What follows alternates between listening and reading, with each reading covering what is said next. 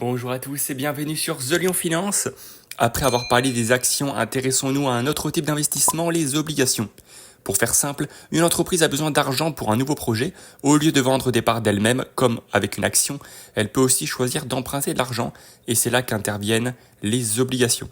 Une obligation, c'est une reconnaissance de dette. En achetant une obligation, vous prêtez de l'argent à une entreprise ou même à un État. En échange, l'émetteur, c'est-à-dire l'entreprise ou l'État, s'engage à vous rembourser le montant prêté à une date précise et à vous verser régulièrement des intérêts appelés coupons. En clair, vous devenez son créancier et non son propriétaire. Les obligations sont définies par trois caractéristiques principales. Le montant nominal, c'est la somme que vous prêtez et qui vous sera remboursée.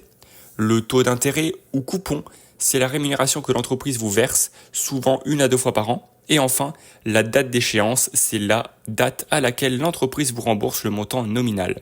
Alors, quelle est la différence avec une action ? Quand vous achetez une action, vous devenez propriétaire et vous partagez les profits, mais aussi les pertes de l'entreprise. C'est un investissement plus risqué, mais avec un potentiel de gain plus élevé. Avec une obligation, vous êtes un créancier, votre gain est fixé à l'avance et plus stable, mais vous n'avez pas de droit de vote et votre gain est limité. Une obligation est généralement considérée comme moins risquée qu'une action, mais il y a quand même des risques. Le principal est que l'émetteur ne soit pas en mesure de vous rembourser à l'échéance. On appelle ça le défaut de paiement. Ce risque dépend de la solidité financière de l'entreprise ou de l'État. C'est pour ça qu'il est important de vérifier la qualité de l'émetteur avant d'investir. Pour résumer, l'achat d'une obligation est un prêt que vous faites à une entreprise ou à un État en échange d'intérêts réguliers et d'un remboursement à une date fixée. C'est un investissement plutôt stable, plus stable que l'action, mais avec un potentiel de gain plus faible.